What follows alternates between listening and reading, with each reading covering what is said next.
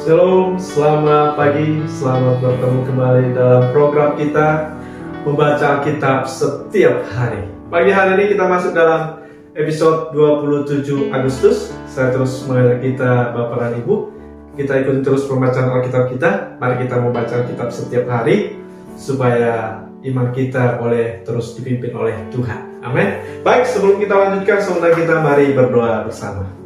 Bapak yang baik, terima kasih Tuhan buat anugerah-Mu, pertolongan-Mu bagi kami sepanjang malam dalam istirahat kami. Tuhan, kami bersyukur hari ini kami boleh membaca Alkitab, merenungkan renungan kami hari ini, kiranya Roh Kudus memimpin kami.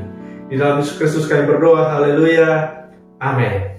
Baik, tema kita pagi hari ini, persaudaraan yang rukun.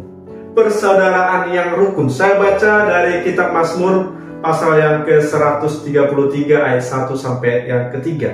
Nyanyian Jarah Daud. Sungguh alangkah baiknya dan indahnya apabila saudara-saudara diam bersama dengan rukun. Seperti minyak yang baik di atas kepala meleleh ke janggut, yang meleleh ke janggut harum dan keluar dan ke leher jubahnya. Seperti embun gunung Hermon yang turun ke atas gunung-gunung Sion. Sebab kesanalah Tuhan memerintahkan berkat kehidupan untuk selama-lamanya. Puji Tuhan. Ada seorang tua bertanya kepada saya, "Pak, anakmu ada berapa?" katanya. Saya jawab, "Anak saya ada 4. Terus dia bilang, "Biasanya anak itu 31 atau 22.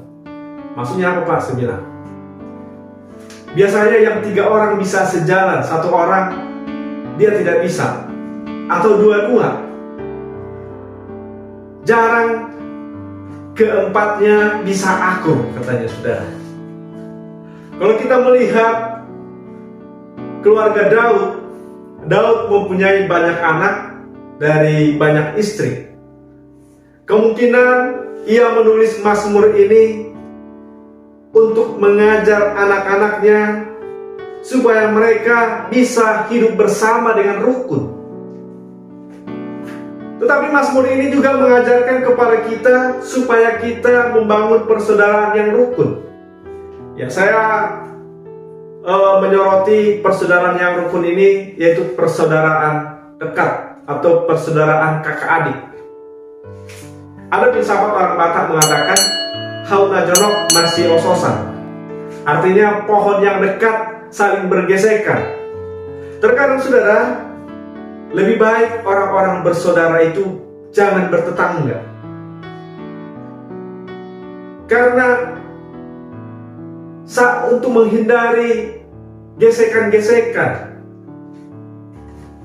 Di dalam Kejadian 2 yang ke-24 dikatakan, "Sebab itu seorang laki-laki akan meninggalkan ayahnya dan ibunya dan bersatu dengan istrinya, sehingga keduanya menjadi satu daging." Artinya, kalau sudah punya keluarga yang baru, sebaiknya terpisah dari orang tua dan saudara yang lain.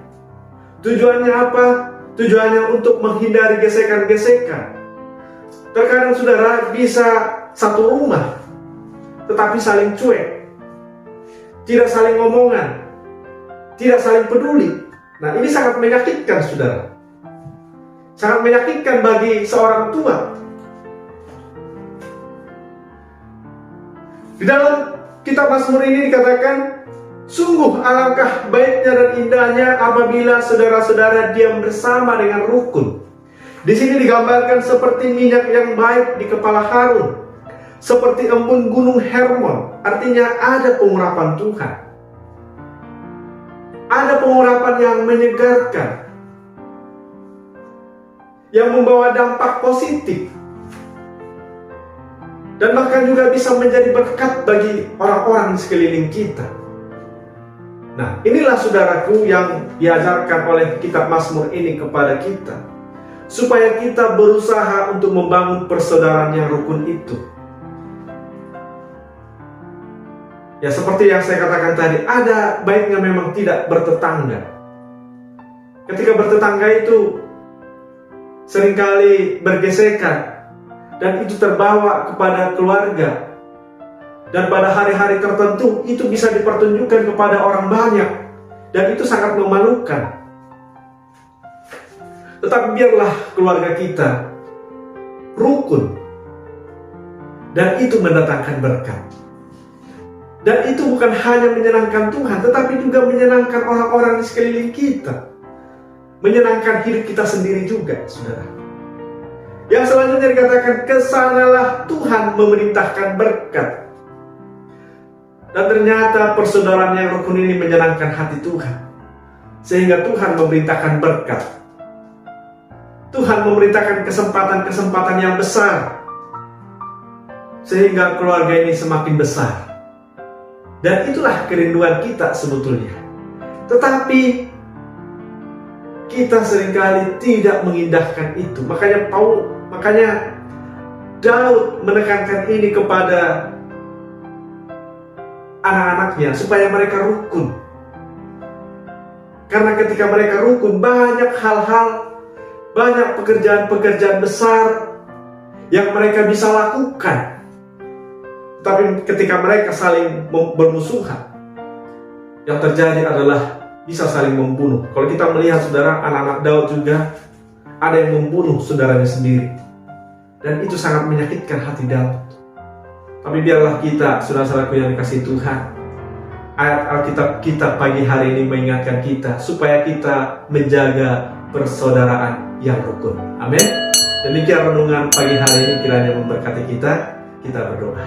Terima kasih Tuhan untuk renungan firman Tuhan yang boleh kami dengar pagi hari ini, supaya kami boleh memiliki persaudaraan yang rukun, dan kami percaya oleh pertolongan Tuhan kami bisa melakukan itu. Terima kasih Tuhan. Di dalam Yesus Kristus kami berdoa. Haleluya. Amin. Selamat pagi, selamat beraktivitas. Tuhan Yesus memberkati kita. Shalom.